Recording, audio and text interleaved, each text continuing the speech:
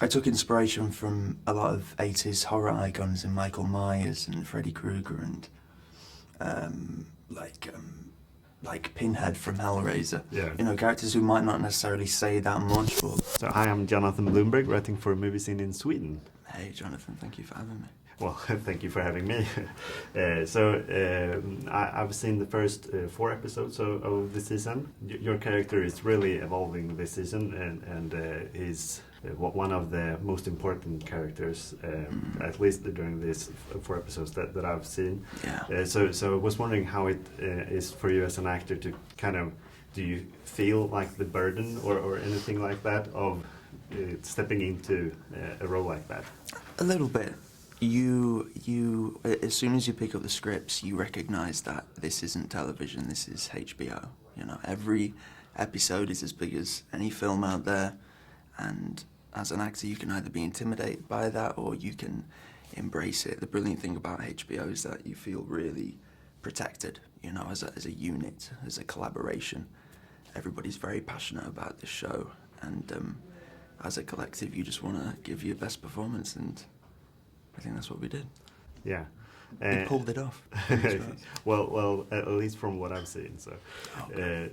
And you said that you do feel protected, and I wanted to ask that there is a scene where you are in your birthday suit, so to say. So I was wondering how it is to kind of shoot something like that, and do you have like intimacy coordinators and stuff like that? Yeah, we had an intimacy coordinator.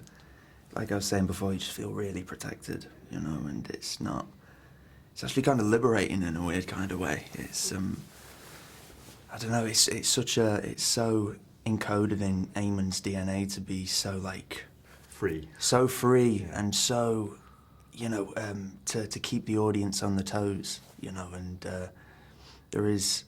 Eamon is shocking.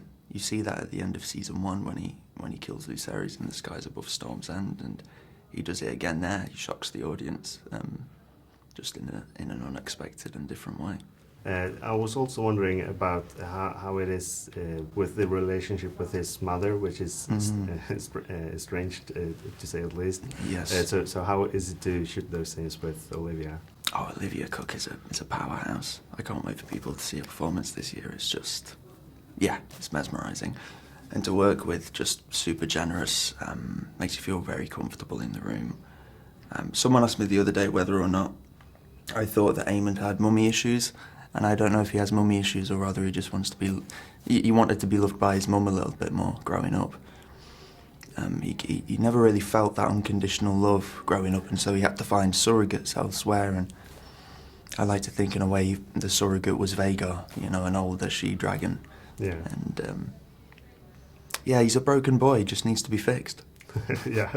And speaking of Vhagar, how is it to ride the back? You get to do that this season as well? I mean, it's super, like, it's just super immersive, that whole sequence at the end of season 1. You're on the back of the book, you've got the wind machine blowing, the rain machine. We utilised the volume, which was made famous by Disney's The Mandalorian. It projects like a video game engine on this massive LED, 360 LED screen around you, and so as an actor it gives you something to react off instead of just trying to react to a green screen. It just takes immersion to an 11, and as an actor you just can't help but escape into this world. It's HBO, they're good, you know. Yeah, and most of the time you have this eye patch on. Does that make it harder or anything to kind of act, or do you get used to it? You get used to it, yeah. I do. You know, Shakespeare said that eyes are the windows to the soul, and so what does it mean to only have one of them, and then in the other eye socket you've put a sapphire gemstone, and, you know, do you compensate through physicality? And I took inspiration from a lot of 80s horror icons in Michael Myers and Freddy Krueger and like Pinhead from Hellraiser. Yeah. You know, characters who might not necessarily say that much, but they have such an impending kind of presence that's quite... It's that fear of inevitability in a weird kind of way that, you know, no matter how slow they walk, they always catch up with Jamie Lee Curtis, and I thought there was something quite scary about that, inhabiting a space for as long as possible as you walk from A to B. Yeah, there was something that I definitely took into payment in that regard. Yeah, and practically, how do you do the sapphire when you don't have the patch on? CGI. Yeah. So you just act normally and just they act do it. normally. Yeah, it's great, but But I love it. The look is really great. It's pretty badass, right? Yeah. So is there any scenes in particular that you really are waiting for the audiences to see this year?